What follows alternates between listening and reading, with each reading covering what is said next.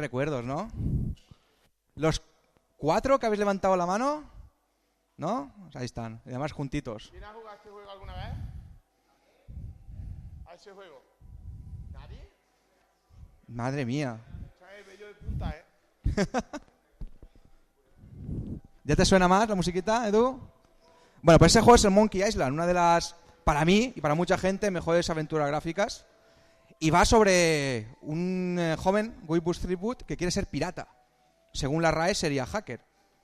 Según nosotros, pues sería otra cosa. Pero bueno, el tema de videojuegos y hacking, aunque mucha gente dice, ¿y esto qué narices tiene que ver una cosa con la otra? Pues más de lo que pueda parecer.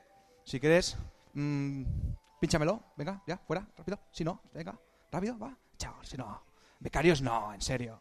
Si no, fuera, no. Que quites el audio. Ya está. ¿Eh? Ah, no es cierto, que está ahí. Vale, pues me ha presentado ya Edu. No hace falta más presentación, no voy a enrollarme más. Igual que vosotros, pues también pues soy aficionado un poquito, ahora ya menos, porque no tengo tiempo para jugar videojuegos.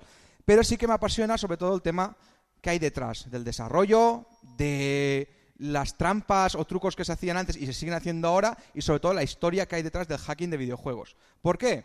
Pues porque ahora mismo mucha gente ha perdido esa ilusión y solamente juega a, no sé, a cosas de usar y tirar, que se pasan el juego en 2 días, se olvidan y van a otra cosa. Y de hecho, pues ves entrevistas por YouTube y no se ve el vídeo, pero bueno, se oye. No pasa nada, tengo más cosas. Pero bueno, los inicios. ¿Os acordáis del Pong? Bueno, tampoco fue el primero.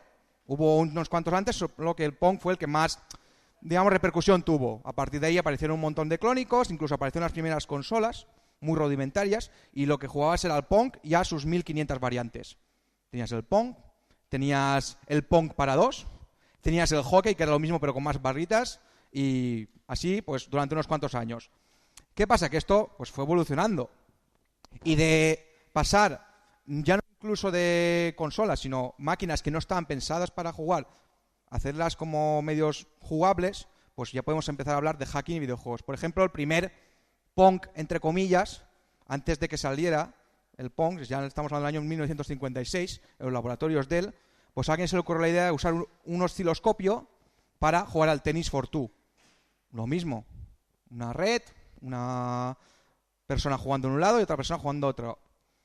Y eso incluso evolucionó unos años después con un juego llamado Space Wars, en un ordenador que utilizaban pues sobre todo para hacer cálculos complejos. A alguien se le ocurrió, oye, ¿por qué en vez de usar cálculos complejos y demás no pasamos el rato? Y dice, pues estaría bien. Hackearon el ordenador y jugaban a el Space Wars. Claro, alguien vio un negocio allí y dijo, ¿y esto que la gente pues usa para divertirse? ¿No habrá dinero metido ahí? ¿No habrá una posibilidad de expandirnos una nueva forma de ocio? Y la había. Tenéis prototipos de las primeras máquinas de Pong, principios de los 70, y las primeras consolas que, como os he dicho, pues tenían un aspecto, sobre todo la de arriba, un poco más arcaico, acostumbrado a lo que estamos viendo ahora. Ya las primeras Atari ya daban un aspecto más familiar a lo que conocemos ahora, o al menos que tenemos cierta edad, pero estamos hablando de juegos en su mayor medida rudimentarios, pero que proporcionaban pues la capacidad de que nos entretuviéramos. Con la llegada de los microordenadores de 8 bits, sobre todo, pues la cosa empezó a mejorar. La gente ya podía permitirse, entre comillas, comprarse un ordenador para tenerlo en casa. Si estamos hablando de España, pues los gran triunfadores fue sobre todo Spectrum, por su relativamente bajo coste, aunque también hubo otros como el Amstrad, MSX, CPS-64 y muchos más que más o menos se dirimieron la batalla de los 8 bits en España principalmente, aunque en otros países fueran otros ordenadores. Y ahí ya había entonces un ánimo por parte de los jugadores de obtener ventajas que les permitieran, por ejemplo, pasarse los juegos de forma, si no más fácil, con mayores posibilidades. Pero claro, no teníamos internet. ¿A qué recurríamos? Pues al boca a oreja, en plan, oye, me he pasado esto, he descubierto, o he analizado el código, o te comprabas la Micromanía y había una sección de pokés y trucos que conseguías, por ejemplo, vidas infinitas, tiempo infinito. Tampoco os penséis que ayudaba muchísimo, porque si tuvieras vidas infinitas, pero cada vez que te mataban tenías que volver a empezar, pues no ganabas mucho. Estabas en un bucle y no hacía más que repetir la misma pantalla. E incluso las propias propias empresas desarrolladoras de juegos se dieron cuenta que la gente, pues eso de pagar, vamos a empezar con el tema de piratería, pues no le gustaba mucho, y aquí en España pues siempre hemos sido bastante pillos al respecto. Ya en los 80 había un tráfico de cintas de cassette impresionante, ibas a un rastro y los juegos que acababan de salir los tenías copiados por 100 pesetas, 200 pesetas. Hubo quien pensó y dijo, a lo mejor es que están un poco caros, y los bajaron de 2.000 a 600. Y dijeron, pues empezaron a vender como churros. La gente ya prefería pagar por algo original por un precio menor al que estaba. Pero también se implementaron las primeras medidas de antipiratería, tanto por software como por hardware o hardware rudimentario. A mí me encantan sobre todo los que utilizaban los señores de LucasArts, los creadores de Monkey Island, porque eran ingeniosas. Te daban una serie de, por ejemplo, códigos, en el caso de Indiana Jones, que solo podías ver con un papel con fieltro rojo, algo que se podía más o menos piratear de forma fácil, o te daban una rueda de cartoncita que tenías que conjuntar las partes de arriba y de abajo de supuestos piratas y hacer coincidir el lugar que te decían con la fecha que te aparecía, y tenías que pasarlo. No es que sirviera de mucho, porque al final con una fotocopiadora, un poco de paciencia recortando con las tijeras, te lo saltabas, pero oye, no deja de ser curioso. Ahí dice uno que lo ha hecho, yo también lo hice, y muchos que jugamos también lo hicimos así. LucasArts ya no existe, por desgracia. Desde que lo compró Disney, pues hubo un cambio de planes, pero bueno, siguen existiendo otras muchas compañías. Y de hecho ahora el tema de protecciones antipiratería pues van mucho tirando al DRM. Hay una serie de empresas, concretamente hay una que se llama Denuvo, y que la mayoría de juegos, digamos, AAA, o los que se venden a millones cada año, que cuestan 60-70 euros, y la gente los compra más, e incluso hace reservas de colecciones, ediciones coleccionistas y demás, pues están protegidos. Y últimamente, incluso la gente que estaba más acostumbrada a conseguir saltarse esas protecciones, pues están viéndose en problemas. Bueno, relativamente. ¿Han conseguido saltársela? Pues por ejemplo, hace menos de un mes se consiguieron saltar la protección del Tomb Raider, el último que han salido. ¿Significa esto un avance? Hombre, teniendo en cuenta que salió hace ya varios meses, pues la gente que está acostumbrada a tener la copia pirata al mismo día de lanzarse, o incluso antes, pues o se lo ha comprado ya o ha pasado y ha tirado por otros juegos. Incluso gente que está dentro del mundillo ya opina que no les va a salir a cuenta. Entre otras cosas por unas políticas de bajos precios en algunas plataformas como Steam u otras. Yo sigo pensando que aunque sea por el tema de un reto a superar, va a haber gente que va a intentar saltarse estas medidas. Porque al final es una barrera y habrá gente que quiera, aunque sea por demostrar que puede, lo hará. ¿Cómo afectará eso el tema del mercado? En mi experiencia personal, la gente que ha crecido más o menos de mi época, ahora compramos muchísimo más juegos que antes. Por un motivo muy fácil. Ahora tienes poder adquisitivo, más o menos, y los juegos salen bastante bien de precios si te esperas a ciertas ofertas. Que más que menos conocerás las ofertas de Steam o las páginas de bundles. Conseguir buenísimos juegos por literalmente 4 euros. O sea que no es excusa. Pero bueno, también de mi generación reconoceréis los más recreativos. Aquí teníais recreativos en Córdoba, imagino. Cada uno incluso en su barrio tendrá sus recreativos favoritos.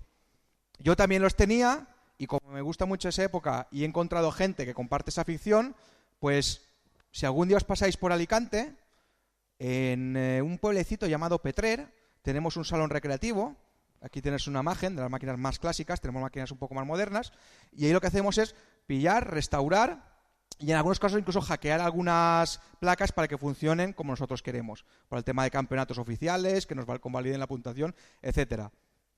Si queréis pasaros, ahí está. Pero el tema de las placas arcade da muchísimo más juego. Esto es una placa arcade, concretamente de un Street Fighter 2. ¿Vale? Vosotros conocéis el Street Fighter 2. Ahí veis muchos chips, la mayoría son chips de memoria, pero también hay chips que la protegen. ¿Por qué? Porque debido al éxito de este y otros juegos, empezaron a aparecer un montón de copias que clonaban esos juegos. Y al dueño del recreativo de vuestro barrio, pues le dolía mucho menos pagar 50.000 pesetas por una copia china que 500.000, que era lo que costaba la auténtica. Entonces empezaron los japoneses, principalmente, que eran los que desarrollaban este tipo de placas, pues a implementar temas de antipiratería. Si veis la diferencia, a simple vista no parece muy notable. Hay conectores, que son los que conectan a los joysticks, hay chips de memoria. La diferencia principal es que unos están marcados con el logo de la empresa original y otros están marcados de aquella manera, y poco más. Realmente, ya te digo, 500.000 pesetas, 50.000. ¿Qué creéis que va a pillar el dueño de un recreativo? La opción más barata, la que más le va a cundir. Le va a costar 10 veces menos recuperar el dinero de esa placa que si se compra la original. Y como aquí en España tampoco nadie vigilaba ese tema, pues ya sabéis cómo nos llegaron aquí la mayoría de placas de sistemas recreativos. Pero eso evolucionó y empezaron a implementar también sistemas de cifrado que necesitaban de 2 uniones de placa para conseguir que el juego funcionase. Es el caso, por ejemplo, de la placa CPS2 de Capcom. Pues a partir de Street Fighter, Super Street Fighter, Street Fighter 3 y un montón de juegos de Capcom los implementaban. De hecho, la mayoría que habéis jugado recreativos es posible que sea una placa de este estilo. ¿Y qué tenía de especial esta placa? Pues que sin la parte de arriba, la de abajo no funcionaba y viceversa. Y además necesitaban que la clave de cifrado fuera igual. No valía que la parte de arriba fuera de región europea y la abajo japonesa porque no funcionaban de esa manera. Tenía que coincidir las dos. Con lo cual ahí ya el problema de copiado se solucionaba parcialmente. Además introdujeron un sistema un poco puñetero para los que son coleccionistas y es la conocida como pila de la muerte. ¿Esto tiene láser? Sí. ¿Ves esta pila de ahí? ¿Veis la pila típica CR123 que podéis comprar? Bueno, pues esa pila hacía que se activase el mecanismo de descifrado. Y cuando la pila moría, ¿qué? Pues sintiéndolo mucho te quedas sin placa. Obviamente una pila de estas tiene una duración de 4 o 5 años. A un dueño recreativo pues le daría más o menos igual porque esa placa tenía más que amortizada. Pero a un coleccionista no. Ya ha habido mucha gente que o ha tenido que dejar abandonadas sus placas y jugar de emuladores o intentar cambiar algunos chips de estos para poder jugar al juego original.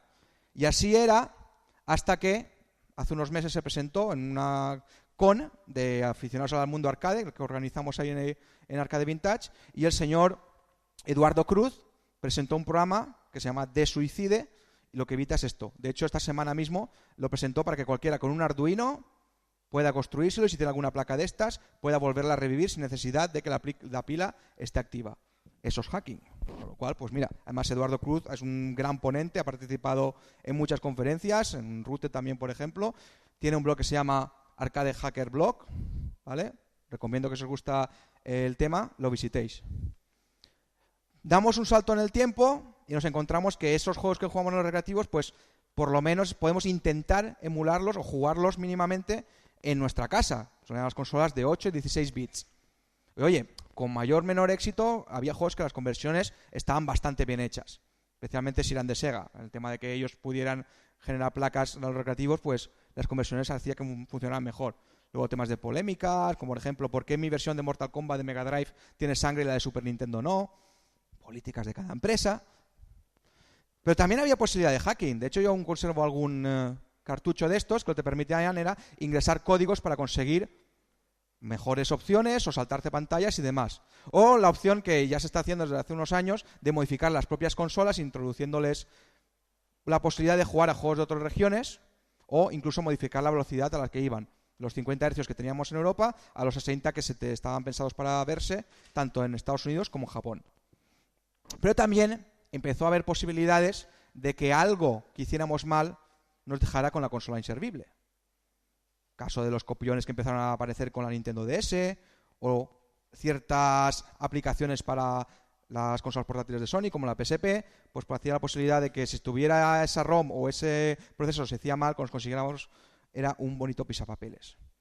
El tema es que las consolas hoy en día son más un PC que otra cosa. Si veis la Play 4 o la Xbox One, son un PC con especificaciones de PC, con tarjetas gráficas de PC que funcionan dentro de un entorno más o menos cerrado y en una caja más o menos bonita.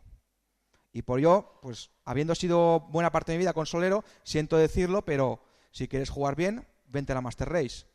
Lo siento, pero para jugar con una consola que lo único que hacen a día de hoy es añadirle un piso de más, o la PlayStation 4 Pro, pues sinceramente decido invertir mi tiempo y mi dinero en algo que aparte de jugar me hace la posibilidad de conseguir más cosas. Y ahora, pues si sois más o menos jugones o habréis visto algunas noticias, hay incluso deportes, los eSports, que compites con otra gente a nivel mundial, incluso hay eventos en los que la gente se reúne para competir con otros. Y eso se hace en España, se hace en Alemania, se hace en Corea. Bueno, en Corea hacen burradas, pero más o menos, incluso es posible que aquí en la sala haya alguien que haya jugado a nivel semiprofesional. Juegos online a nivel competitivo hay muchísimos. Aquí solamente hay unos de los más representativos, pero hay muchos y se mueve mucho dinero. Y donde hay dinero, hay intereses, algunos buenos y otros no tanto. Por ejemplo, ¿qué pasó cuando los señores de Steam, los señores de Valve, dijeron que sería buena idea introducir el intercambio de objetos? Dice, si yo tengo un objeto que he conseguido jugando y no me interesa, ¿por qué no cambiarlo con otro jugador que sí que puede que le interese? O los cromos, o cualquier otro objeto virtual que pueda interesar y permita generar una afición a coleccionar este tipo de objetos. Y se consiguen jugando. Bueno, pues ahí tenéis el timeline de cómo se empezó a hacer y cómo otros han empezado a copiar esa idea, porque al fin y al cabo estás fidelizando a jugadores, estás picándolos para que jueguen más a tus juegos y estás incluso creando una economía de intercambio que al final eso se puede convertir en dinero, luego veremos cómo.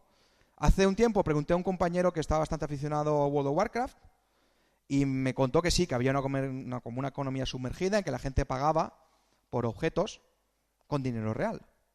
Y yo, ¿y cuánto pagan? Pues en aquel entonces pues se veían cantidades como la que estás viendo en pantalla. Incluso me comentó casos de personas que habían llegado a ofrecer, vamos a decir, los favores sexuales por obtener algunos objetos o monturas épicas en este juego. ¿Qué pasa? Pues al final estamos viendo como algo virtual repercute con dinero real. Y eso ha ido en aumento, no es que haya sido una cosa anecdótica. Ha sido algo que, conforme han pasado los años y se ha ido nutriendo de mejores y más jugadores, pues se ha creado una, ya no micro, sino macroeconomía que afecta a varios niveles. Por ejemplo, si tú vas ahora a buscar pues armas del Counter-Strike o gente que ha hecho una cuenta en el League of Legends y se ha tirado sus horas subiendo de nivel, pues se venden cuentas por 800 euros o armas por cantidades tan bestias como las que vamos a ver en algunos mercados. Los señores de Valve, otra vez, los creadores del Steam y del Counter-Strike, ¿a un jugador de Counter por aquí? Bien. Bueno, pues si estáis jugando ahora al Counter-Strike Global Offensive, veréis que vais ganando objetos y vais consiguiendo como unos arcones que os van dando nuevos objetos con skins para armas. Y esto genera un tráfico de intercambio y negocio. En principio estaba bien, hasta que alguien quiso explotarlo más de lo que debía.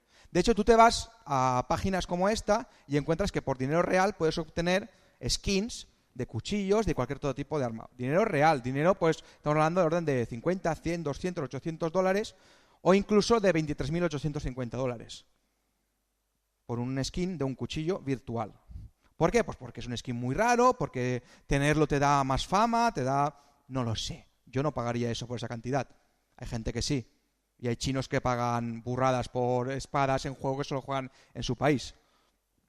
Pero hubo alguien que le dio una vuelta de tuerca y dijo, ¿y si en vez de solamente vender, que bueno, dentro de lo que cabe no está mal, hacemos casas de apuestas con objetos virtuales? Como por ser en este caso, skins. Cuando juegas mucho al Counter-Strike, al final terminas acumulando una cantidad de armas, pues que a ti pues, no van a usarla y una pistola rosa, pues como no te gusta mostrarla en público. Pero hubo gente que dice, ¿y si esas armas que no quieres las apuestas como si fuera dinero real, entre comillas, a la ruleta o con otros jugadores a ver quién puede obtener más beneficio? Y lo hicieron, y vaya si lo hicieron, y se han estirado un par de años bastante buenos cambiando este tipo de skins, apostándolas y después transformándolas en dinero real en tiendas como las que acabo de enseñar. Y este verano, pues ha saltado. Al final ha llegado hasta un punto en que los señores de Valve han dicho basta porque lo estáis pasando, estáis abusando la API que tenemos para que os conectéis con nuestro sistema. Ojo que aquí está diciéndote que en este caso CS Launch no está afiliada con Steam o Valve y te está pidiendo el usuario y la contraseña de tu cuenta. Y además, pues, como he dicho, a Valve y a otras empresas se les hincharon las pelotas y empezamos a ver noticias como gente que estaba ya rozando lo ilegal, porque eran apuestas al fin y al cabo. En las apuestas participaban menores, obviamente. Vimos que había incluso youtubers famosos que estaban promocionando sus propias tiendas para ganarse ellos una comisión.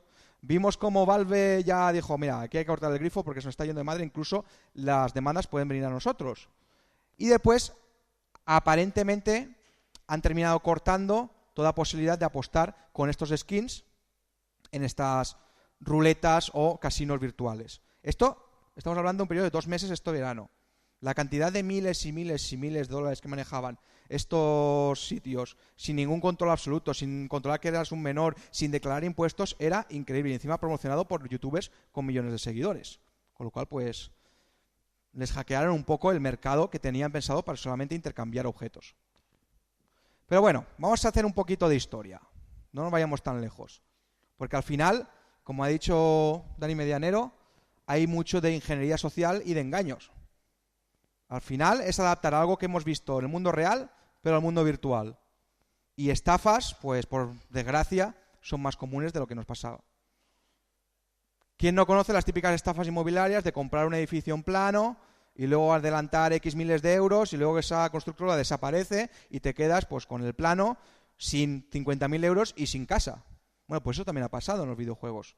Quien jugó hace 20 años al Ultima Online se dio cuenta de que el tema del terreno pues era limitado, los servidores no eran tan potentes como ahora y construirse una casa pues costaba bastante más de lo normal. Pues hubo gente que ya empezó a engañar, dice, no, te puedo conseguir una región aquí en este sitio virtual por un módico precio en libras o en euros, no, porque todavía no existían, o en la moneda que fuera, y tú lo pagas. Y hubo gente que pagó miles de euros, que serían hoy al cambio, por un terrenito que al final era una choza donde no podía caber ni el caballo. Pues ahí están. O el timo de la estampita. Bueno, podéis ver aquí al señor Tony LeBlanc haciendo su gran papel en esta película, donde actuaba como hacker, como profesional. Yo estoy haciéndome el tonto, haciendo como que me vas a engañar, pero que realmente que te engaña soy yo. ¿Cómo lo conseguían? Pues, por ejemplo, en juegos en los que había intercambio de objetos. Caso típico, Diablo 2. Tú llegabas a un acuerdo con un usuario por chat y dices, oye, tengo este objeto que te puede interesar. Vale, pues vamos a un sitio, tú lo dejas en el suelo, yo te dejo en el suelo lo que quieres a cambio, cada uno pilla ese objeto, nos vamos cada uno para su casa. Vale, vas al sitio, dejas el objeto, el otro no deja nada, se pilla tu objeto, se desconecta y se va. Y tú, la cara de tonto acabado de recién llegada a Madrid en los años 50, pues es la que te llevas. Pero claro, no solamente se aprovecharon de esto, sino que utilizaron tácticas que ya se estaba viendo en otros ámbitos, como por ejemplo el fraude bancario, y es que el phishing no solamente servía para robar números de tarjeta o números de cuenta para hacer transferencias, no, también servía para robar cuentas de objetos virtuales que después se podían revender, como hemos visto, por un dinero. Y eso a los delincuentes también les interesa. De hecho, en los últimos años yo estoy analizando cada vez con más intensidad ataques dirigidos solamente a jugadores. No les interesan los bancos, no les interesa robar bitcoins, no les interesa nada más que robarnos cuentas de juegos o objetos asociados a esos juegos. Caso de típica página web falsa que parece que es algo verdadero, pero si no te fijas ves una L y en vez de un 1. Pero es que tiene el logo oficial, parece oficial, estoy cansado de verla todos los días. Debe ser esa página, no te fijas en la dirección, entras para adentro y ya tienes tu usuario y contraseña comprometido. O páginas incluso asociadas no a juegos, sino a servicios externos, como por ejemplo Twitch, que está dedicado a retransmitir partidas online, y que a la hora de visitar esa supuesta página te dice que es necesario que actives un complemento de, no sé, Adobe Flash. ¿Cuándo fue la última vez que actualizaste Flash? Yo qué sé, no sabía ni lo tenía instalado. Será cuestión de actualizarlo. Adobe Flash, que en realidad es un troyano, y fiesta para el delincuente. Ya está colado hasta la cocina en tu ordenador. Pero también tenemos un clásico, como puede ser el ejecutable malicioso. Dices, vale, ¿tú quieres bajarte un crack para un juego? No pasa nada, yo te lo doy. Tú simplemente tienes que ir a un foro medio oscuro, así con letras verdes o blancas sobre fondo negro, y te bajas el crack para el juego que quieras. Un crack que puede tener esta pinta, o que puede tener esta otra pinta, y la gente por no pagar ya hemos visto que está dispuesto a hacer muchísimas cosas. Luego el precio que pagan es mucho más caro, porque por conseguir jugar a un juego, o a veces ni siquiera eso, les están robando toda su información personal, datos de tarjeta de crédito, cuentas asociadas a esos juegos, etcétera, etcétera, etcétera. E incluso hemos visto cómo se han metido con juegos de temática, digamos, no tan populares como son los indie. Y gente que estaba esperando ver publicado su juego ha visto como alguien ha pillado ese ejecutable, lo ha reempaquetado para que cuando la gente se lo descargue se infecte. Y entonces avisaban a sus usuarios diciendo, oye, cuidado donde te lo descargas porque este ejecutable está infectado. Descárgatelo solamente en la web oficial y solamente de donde nosotros te digamos. Entonces, ¿qué beneficio aporta esto para un delincuente? O sea, ¿por qué hay tanto interés últimamente en afectar especialmente a este sector de jugones? Pues dinero hay, y cada vez más. Además es una industria reciente más o menos, y la gente no está tan acostumbrada a presentar denuncias. Entonces, por una parte tenemos el beneficio económico, ya sea revendiendo aquello que roban, o incluso, en algunos casos, consiguiendo datos de tarjetas de crédito con los cuales los usuarios pagan sus compras. Si tienen una tarjeta de crédito asociada a un servicio de juego online, pues eso que se ganan. En otro caso, pues tienen información personal, nombres, apellidos, direcciones de correo electrónico que pueden usar después para hacer lanzar pues ataques dirigidos. Puedo hacerte pensar que soy un proveedor de juegos, necesito tu usuario y contraseña y eso pues lo utilizo para robarte esa cuenta. Pueden utilizarlo también para hacer trampas en los juegos, ¿vale? Para obtener ventajas en competiciones ya un poco más profesionales y hacer que tus jugadores jueguen con más ventaja con respecto a los del contrario. También pueden hacer, pues, tomar el control de ciertos juegos, en algunos casos, aprovechándose de exploits o vulnerabilidades y haciendo que los jugadores que estén en ese momento en ese servidor o se caigan o directamente no puedan conectarse o cualquier otra cosa que el delincuente quiera hacer. Ya lo hemos dicho, tarjetas de crédito, eso es algo que muchas veces está asociada a estos sistemas de pago y de entretenimiento. Y por último, en algunos casos hemos visto que pueden llegar a convertir tu ordenador en un ordenador zombie. ¿Por qué les interesa? Hombre, si comparáis un ordenador de oficina con un ordenador de un gamer, pues solamente la tarjeta gráfica ya cuesta más que el ordenador de oficina. Eso le puede ser útil pues para reventar contraseñas, minar bitcoins o hacer ataques de denegación de servicio o cualquier ataque de fuerza bruta que quieran contra otros servicios online. Es mucho mejor tener 100 ordenadores de gamers que no 1000 de oficinas. Son mucho más potentes y son más fáciles de gestionar porque son 100, no 1000. Un segundo, aquí. Incluso utilizan tácticas de ingeniería social muy básicas para engañarlo. Te abren un chat por Steam o cualquier otro servicio y dicen, mira qué foto, mira qué imagen y un enlace. Eso lo usaban ya hace 10 años la gente que utilizaba el Messenger. ¿Os acordáis del Messenger? Pues la gente que te decía, hola, mira qué foto tan bonita de, ponga aquí nombre de una señorita que usted conozca, en la playa en bikini. O sin bikini, la gente como locos así, pam, dándole clic ya, no se abre, vuelve a pulsar, descarga lo que sea, ejecuta, va comprimido, da igual, descomprímelo, ejecútalo, y al final se infectaba, obviamente. Por aquí lo mismo. Solo que en vez de decirte, ábrelo para ver a alguien en bikini, te decían pues un salvador de pantallas o un truco o algo que puede interesar a alguien que está más centrado en el tema de juegos. ¿Y qué hacían? Pues si nos fijamos en el código, estaban pensados en buscar objetos como Rare, Exclusive, Legendary y cualquier cosa que sea un poco rara y después se pueda vender por un precio aceptable. Y además hay ataques al hardware que muchas veces utilizan especialmente los jugones. Aquí tenéis, por ejemplo, el ratón de Logitech, el G90.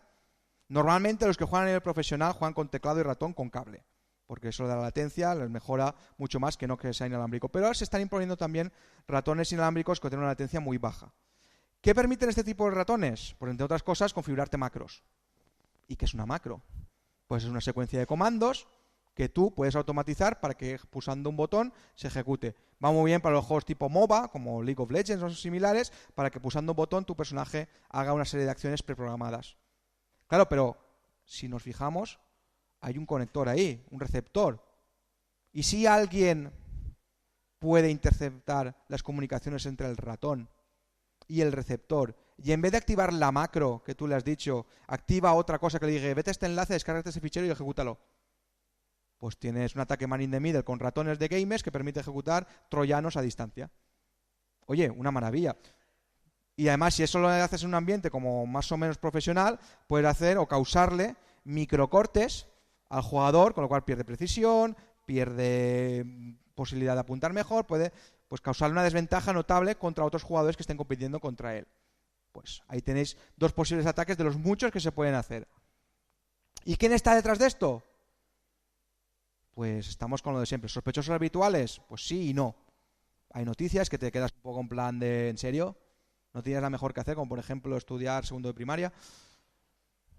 Después ves de estar pensando, hombre, viendo la proporción de niños rata que hay por ahí, pues es hasta comprensible, ¿no? Que haya en este tipo de casos. Y luego ya está al otro lado que dices, pues no, pues es la mafia rusa, que es contra sí. Ni tanto ni tampoco, hay un término medio. Hay gente que lo hace simplemente por fastidiar. Y conozco el caso de un chaval de 10 años que, porque estaba metiendo con él, tiró a toda la gente de un servidor de Minecraft. Oye, 10 años para aprender no está mal, pero ojito con lo que vas, después eso no pase a mayores.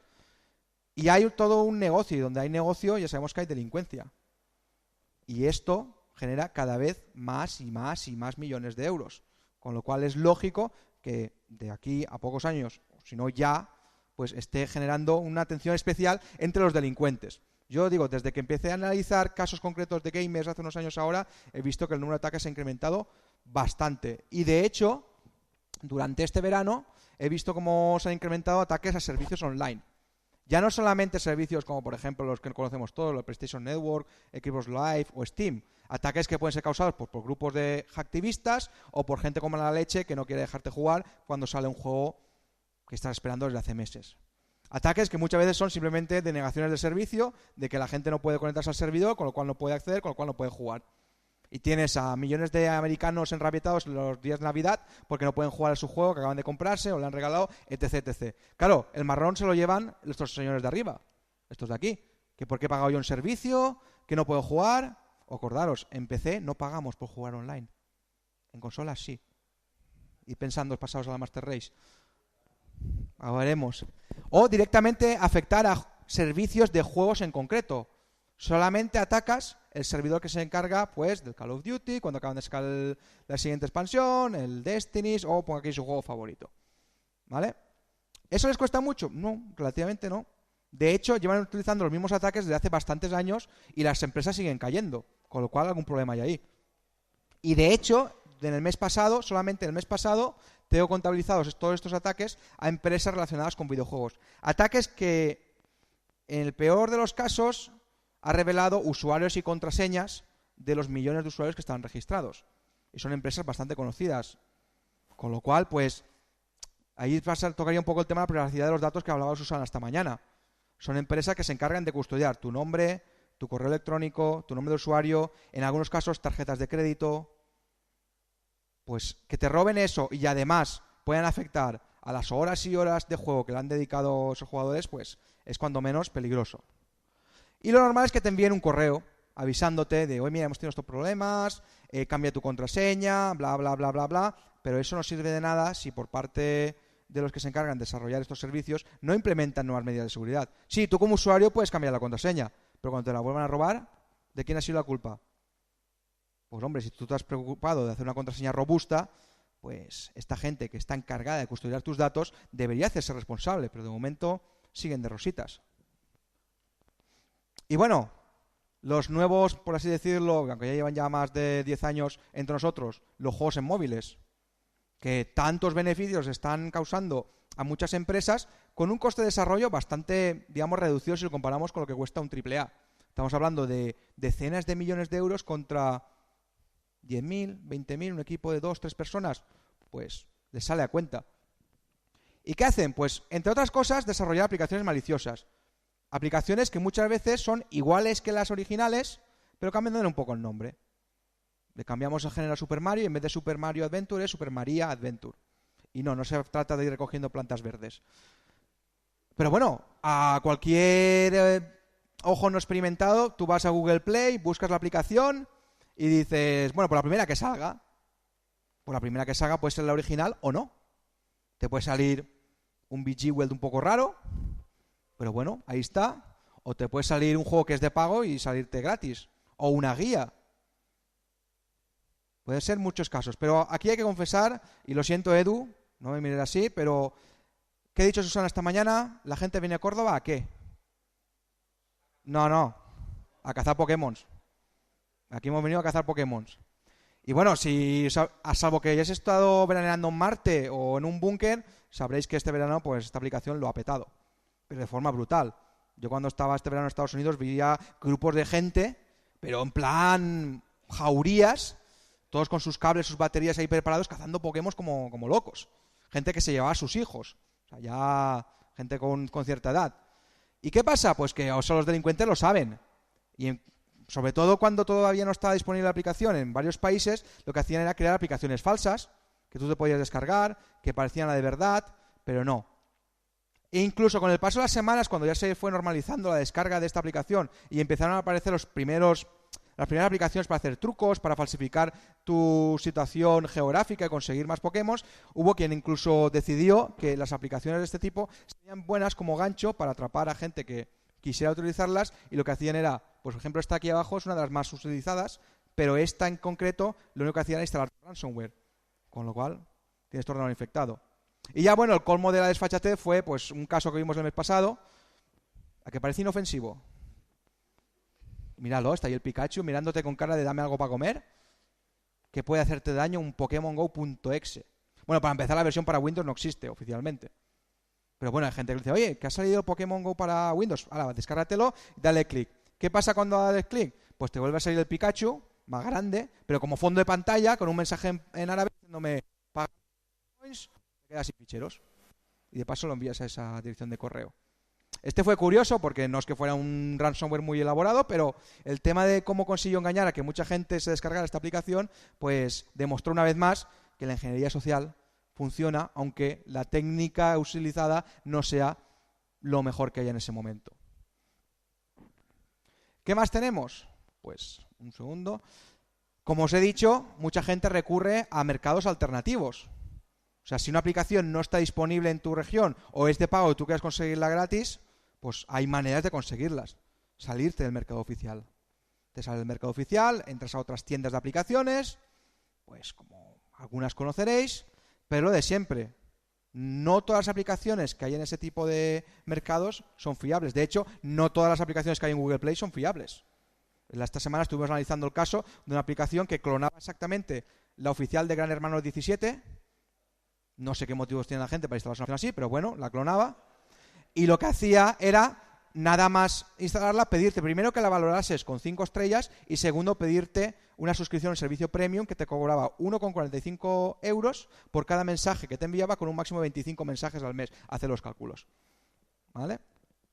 Y yo lo que digo siempre, por poner ejemplo, no es lo mismo un mercado de confianza que algo que se parezca mucho pero no sea exactamente igual. O sea, puede parecer, puede, o sea, el intento está conseguido, pero no es lo mismo.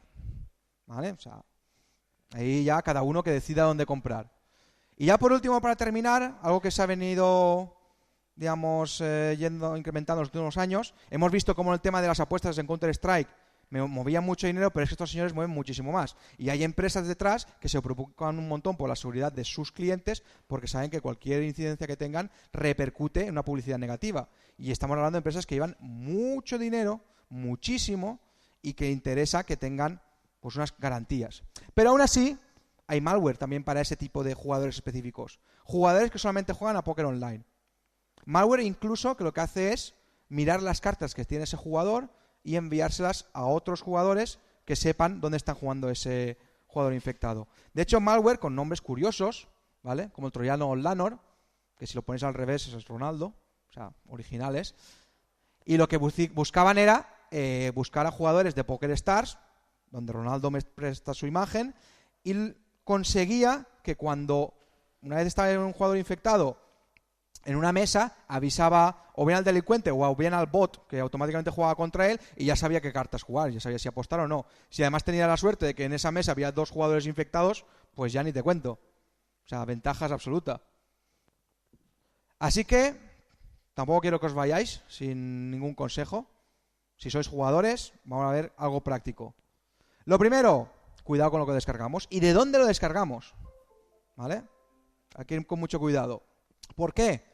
Porque las fuentes de confianza son precisamente de eso, de confianza. Si incluso en Google Play tenemos problemas a veces para descargar la aplicación original, pues imaginaros en fuentes que lo único que hacen son versiones, digamos, modificadas. También cuidemos nuestros datos. Y esto es para cualquier ámbito de nuestra vida online, no solamente en los juegos. Hay que evitar casos de phishing, que nos roben las contraseñas, hay que actualizar nuestro sistema, hay que evitar mensajes de spam que puedan parecer reales pero no lo son, incluso aunque parezca que provengan de nuestro proveedor de juegos habitual. Y sobre todo, cuidado que wifi os conectáis. ¿Vale? Yo os digo que hay gente mala. ¡Hostia, Rafa, ¿qué tal?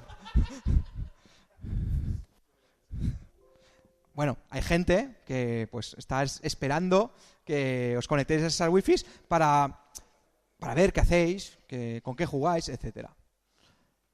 Y como fase de bonus, un consejo. Algo que se está implementando desde hace un tiempo en otros servicios como la banca, también está empezando a hacerse en temas de juegos, y es el doble factor de autenticación. Si sois jugadores, por ejemplo en Steam, recientemente en PlayStation Network, también en el cliente de Blizzard, pues tenéis la opción de añadir un doble factor de autenticación. ¿Y qué consigue esto? Pues lo que consigue es que, aparte de introducir el usuario y la contraseña, cuando os conectéis en un ordenador que no sea de confianza, o incluso si es de confianza lo podéis activar también, os pedirá un código que se genera en vuestro móvil. Ese código, pues aquí tenéis por ejemplo el caso del cliente de Steam, os pide el código, vosotros lo activáis, tenéis el usuario y la contraseña, y cuando tengáis ahí esa petición, en el móvil lo generáis, es un código de un solo uso, y lo activáis. ¿Qué hace esto? Pues consigue que si os roban el usuario y la contraseña no puedan entrar, o al menos no tan fácilmente. Ya tendría que pensar en infectaros el móvil o capturar el mensaje que envía la empresa a vuestro móvil. Pues eso ya es más difícil. Seguramente lo primero que harán será olvidarse de vuestra cuenta y buscar a otro que no lo tenga tan bien configurado. Y nada más, solamente agradecer colaboraciones como la de Eduardo Cruz por todo el tema que ha hecho en Arcade Hacker, a mis compañeros de Arcade Vintage y a vosotros por venir y aguantarme en vez de estar durmiendo la siesta. Así que, ¿preguntas?